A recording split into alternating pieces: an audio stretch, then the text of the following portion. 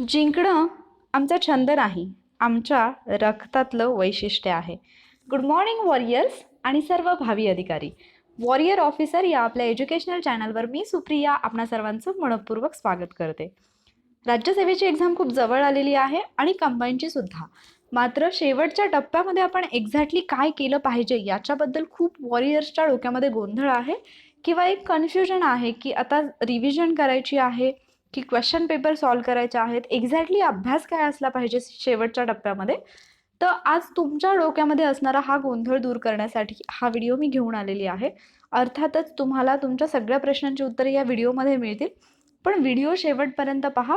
कारण बऱ्याचदा असं होतं की काही इम्पॉर्टंट गोष्टी असतात त्या मी सांगितलेल्या असतात, नंतर सडनली त्या नाही आठवल्या, तर जेव्हा आठवतात तेव्हा मी सांगते आणि मग तुम्ही जर पूर्ण व्हिडिओ नाही पाहिला तर तिथे मे बी अर्धवट माहिती कधीही धोकादायक असते, हे तुम्हाला माहीतच असेल. ओके, तर सगळ्यात पहिल्यांदा हा व्हिडिओ बनवण्याचं कारण सांगते मी की काही वॉरियर्स असे आहेत की ज्यांनी असं म्हटलं की मॅम मला असं वाटतं की क्वेश्चन पेपर ऐवजी रिव्हिजन जास्त इम्पॉर्टंट आहे. ओके, तर अर्थात रिव्हिजन ही इम्पॉर्टंट आहे, पण रिव्हिजन म्हणजे काय किंवा ती करण्याची योग्य पद्धत काय असली पाहिजे हे सुद्धा आपल्याला माहीत असणं आवश्यक आहे.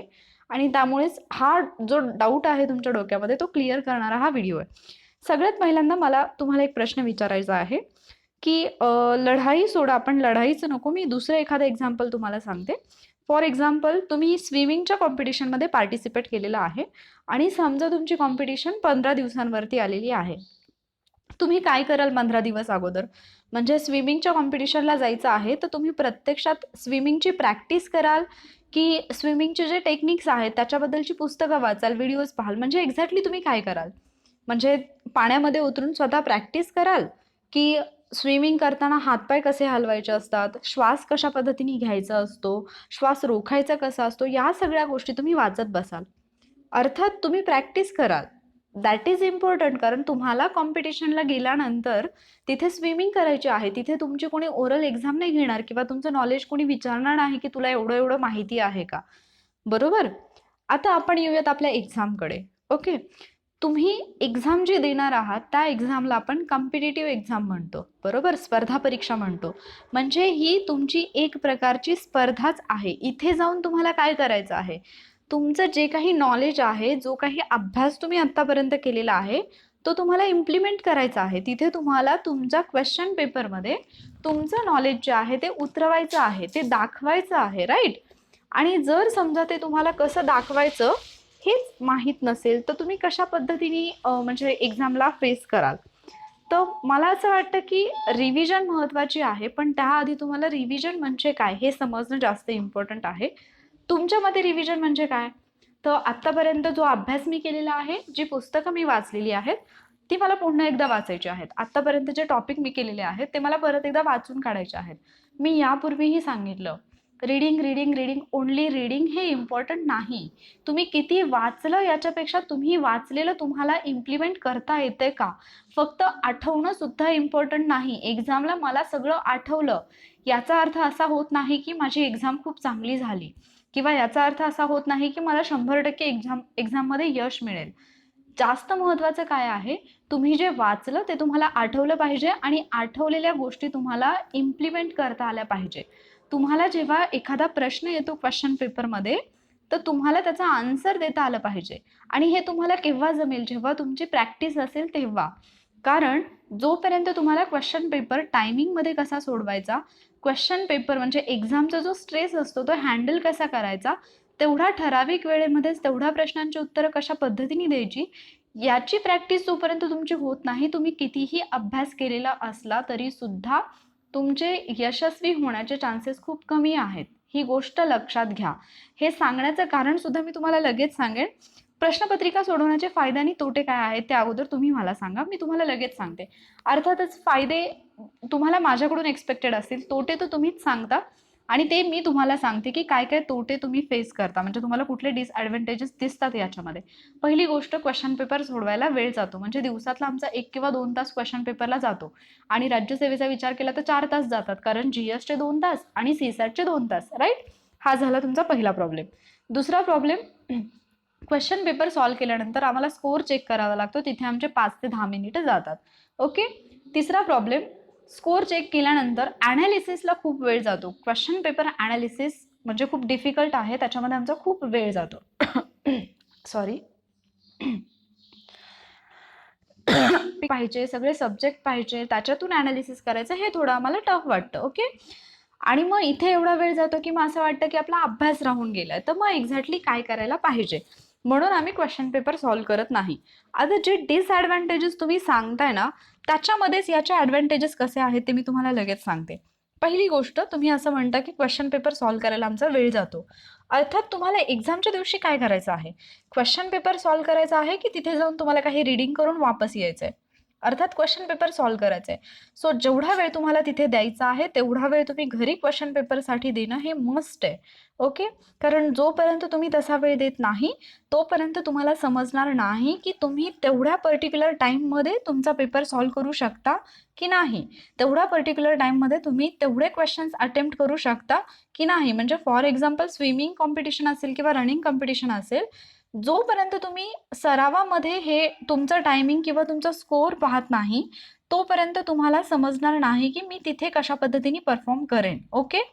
ती झाली पहिली गोष्ट. दुसरी गोष्ट, आम्हाला स्कोर काढायला खूप वेळ जातो. तुम्ही जेव्हा स्कोर काउंट करता त्या स्कोर काउंट केल्याचा तुम्हाला फायदा होतो की तोटा होतो? अर्थात तुम्हाला समजतं की मला कुठल्या सब्जेक्टमध्ये किती मार्क्स मिळतात, कुठल्या सब्जेक्टमध्ये मला चांगले मार्क्स मिळतात, कुठल्या सब्जेक्टमध्ये मला कमी मार्क्स मिळतात, आणि तुम्हाला एक आयडिया येते की मला एक्झॅक्टली काय करायचं, कुठल्या सब्जेक्टवरती फोकस करायचं आहे. तिसरी गोष्ट, क्वेश्चन पेपर ॲनालिसिसला खूप वेळ जातो. क्वेश्चन पेपर ॲनालिसिस करता म्हणजे काय करता तुम्ही नक्की? एखादा प्रश्न आला असेल, फॉर एक्झाम्पल तुम्हाला राष्ट्रपतीची निवडणूक या टॉपिकवरती प्रश्न आलेला आहे. तुम्ही ॲनालिसिसमध्ये काय कराल, त्या टॉपिकबद्दल म्हणजे राष्ट्रपतीच्या निवडणुकीबद्दल पद्धती काय आहे, कोणतं कलम महत्त्वाचं आहे, किती वर्षांनी घेतली जाते ही माहिती पाहाल. प्लस राष्ट्रपती संबंधित इतर महत्त्वाची कलमं जी आहेत ती सुद्धा पाहून घ्याल. मला सांगा, तुम्ही ॲनालिसिस करताय, एवढी माहिती वाचताय, इट मीन्स तुम्ही रिव्हिजनच करताय ना. रिव्हिजन म्हणजे वेगळं काय, तुम्ही पुस्तक वाचणार आहात, तर इथे तुम्ही पुस्तक वाचताय, फक्त पुस्तकापर्यंत तुम्ही कसे जाता, क्वेश्चन्सच्या माध्यमातून जाता. तुम्ही डिरेक्टली बुक घेऊन फक्त बुक रीड करणं आणि क्वेश्चन पेपर सॉल्व्ह करून ॲनालिसिससाठी बुककडे जाणं, याच्यामध्ये काय डिफरन्स आहे तो मी सांगते. जेव्हा तुम्ही बुक घेतात डिरेक्टली आणि तुम्ही रिव्हिजनला बसतात, तुम्हाला आयडियाही नसते की कुठला टॉपिक इम्पॉर्टंट आहे आणि कुठला टॉपिक मला रिवाईज करायचा आहे. पण जेव्हा तुम्ही क्वेश्चन पेपर थ्रू जाता तेव्हा तुमच्या लक्षात येतं की अरे, मॅक्झिमम टाइम्स ज्या टॉपिकवरती क्वेश्चन्स आलेत तो टॉपिक जास्त इम्पॉर्टंट आहे आणि तो टॉपिक फोकस करून तुम्ही तो जो टॉपिक आहे तो रिवाईज करता. सो क्वेश्चन पेपर ॲनालिसिस म्हणजे एक प्रकारची रिव्हिजनच आहे, हे तुम्हाला समजलं पाहिजे असं मला वाटतं. आणि जर फायदे म्हणाल तर या गोष्टीचा म्हणजे प्रश्नपत्रिका सोडवणे याचा सगळ्यात मोठा फायदा एकच आहे की ही एकमेव गोष्ट अशी आहे जी तुम्हाला पोस्ट मिळवून देऊ शकते. याच्यापेक्षा मोठा फायदा मी सांगू शकत नाही. ओके. तर आता तुम्ही ठरवा की तुम्हाला एक्झॅक्टली काय करायचं आहे. तुम्हाला एक्झाम हॉलमध्ये गेल्यानंतर जी गोष्ट करायची आहे त्याची प्रॅक्टिस आत्ता करायची, की उगीचच म्हणजे मला एक्सपर्ट बनायचं असल्यासारखं मला हे माहिती करून घ्यायचंय, ते माहिती करून घ्यायचंय, याच्यामध्ये गुरफटून जायचंय. कुठल्याही टॉपरनी सांगितलेली गोष्ट मी तुम्हाला सांगते, हे मी माझ्या मनाचं सांगत नाही. 99.99% स्टुडंट्स फेल होतात. याचं रिझन काय असतं हे कधीतरी शोधायचा प्रयत्न करा. मी असं म्हणत नाही की तुम्ही जेवढे जण कराल तेवढे सगळेच क्वालिफाय होतात आणि सगळेच होतील. नक्कीच जे क्वालिफाय झाले त्यांच्यामध्ये कुठली तरी अशी एक गोष्ट असेल जी त्यांनी व्यवस्थित केली असेल, आणि जे फेल झाले त्यांच्यात कुठली तरी गोष्ट नक्कीच अशी कमी असेल जिथे ते कमी पडले असतील. ओके. सो मला असं वाटतं की जर एवढे सगळे टॉपर्स तुम्हाला ओरडून ओरडून ओरडून सांगतात की बाबांना तुम्ही क्वेश्चन पेपर सॉल्व्ह करा, तर तुम्ही तुमचंच मनाचं का म्हणजे की नाही मला रिव्हिजन करायचे, किती वेळा वाचणार तुम्ही बुक्स, वर्षभर काय केलं, आपली एक्झाम कधी होणार होती, तुम्ही फॉर्म कधी फिल केला, अप्लाय कधी केलं, तुम्ही स्वप्न कधी पाहिलं की मला MPSC द्यायची, मग तुम्ही इतके दिवस काय केलं, रीडिंग केलं, आणि अजूनही तुम्ही रीडिंगवरतीच फोकस करताय. एक्झाममध्ये रीडिंग इम्पॉर्टंट नाही, तुम्ही जे वाचलेलं आहे ते तुम्हाला वापरता येणं, त्याचं तुम्हाला उपयोजन करता येणं हे इम्पॉर्टंट आहे. आता हा डिसिजन तुमचा असेल की तुम्हाला क्वेश्चन पेपर सोडून ॲनालिसिस करायचं आहे की तुम्हाला माझी रिव्हिजन राहिली आहे म्हणून पुस्तके घेऊन बसायचं आहे. ओके. हे कम्प्लिटली तुमच्यावरती डिपेंड असेल, पण मी माझ्या एक्सपिरियन्सवरून सांगते की तुम्ही जेवढे जास्त क्वेश्चन पेपर सॉल्व कराल, त्याचं पर्टिक्युलरली तुम्ही म्हणजे व्यवस्थित प्रॉपरली तुम्ही ॲनालिसिस कराल, तेवढा तुम्हाला एक्झाममध्ये जास्त फायदा होणार आहे. टाईम मॅनेजमेंटसाठी, ॲक्युरसीसाठी, क्वेश्चन पेपरला कसं हँडल करायचं त्याच्यासाठी, एक्झाम स्ट्रेसला कसं सामोरं जायचं याच्यासाठी, प्रत्येक गोष्टीत तुम्हाला या गोष्टीचा फायदा होणार आहे. आणखी एक गोष्ट, मी 2 दिवसापूर्वीच व्हिडिओ अपलोड केला होता. जेव्हा UPSCचा रिझल्ट आला, तर UPSCमध्ये टॉप करणाऱ्या प्रतिभा वर्मा मॅडमचा व्हिडिओ मी तुम्हाला तुमच्यासोबत शेअर केला होता. आणि तिथे त्यांनी सुद्धा एकच गोष्ट सांगितली की जास्त इम्पॉर्टंट काय असतं कॉम्पिटिटिव्ह एक्झाममध्ये, तर प्रॅक्टिस. आणि मग आता हे तुमच्यावरती, प्रॅक्टिस करायचं म्हणजे काय हेच जर तुम्हाला समजत नसेल तर मग अवघड आहे. कारण वैयक्तिक मला तरी असं वाटतं, मला म्हणजे ही फॅक्ट आहे, कारण हे खूप सगळ्या जणांनी एक्सपिरियन्स केलेला आहे आणि सांगितलेलं आहे की तुम्ही प्रीच्या आधी किंवा मेन्सच्या आधी, कोणत्याही एक्झामच्या आधी तुमचा अभ्यास झाल्यानंतर क्वेश्चन पेपर्सला तुम्ही जास्त इम्पॉर्टन्स दिला पाहिजे, कारण त्याच्यातून तुमची योग्य ती तयारी होत असते. ओके, तर हे झालं आजच्या लेक्चरबद्दल. मी तुमच्यासाठी एक जी लेक्चर सिरीज घेऊन आलेली आहे युद्धाभ्यास म्हणून, तर त्याचे टॉपिक मी तुम्हाला ऑलरेडी दिलेले आहेत. म्हणजे पुढच्या आठवड्यामध्ये आपण कोणते टॉपिक करणार आहोत ते मी तुम्हाला ऑलरेडी दिलेले आहेत टॉपिक.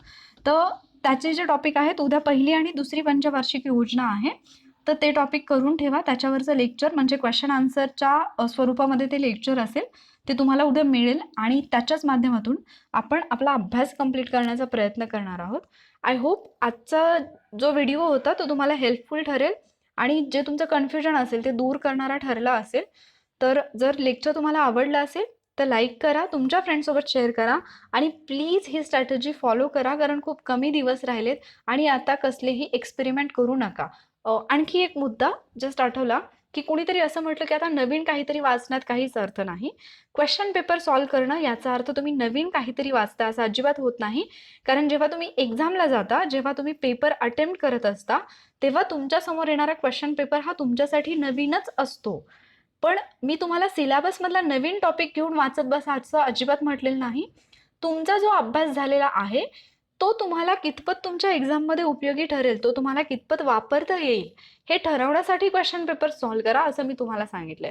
डिसिजन हा तुमचा असेल, कारण एक्झाम तुम्हाला द्यायची आहे आणि अर्थातच सक्सेस सुद्धा तुम्हाला मिळवायचा आहे. तर तुम्ही तेवढे हुशार आहात की तुम्ही ठरवू शकता की एक्झॅक्टली काय करायचंय. जेवढं मला सांगायचं होतं तेवढं मी सांगितलेलं आहे. जर लेक्चर आवडलं असेल तर लाईक करा आणि वॉरियर ऑफिसर या आपल्या एज्युकेशनल चॅनलला आत्तापर्यंत तुम्ही सबस्क्राईब केलं नसेल तर नक्की सबस्क्राईब करा. Thank you warriors.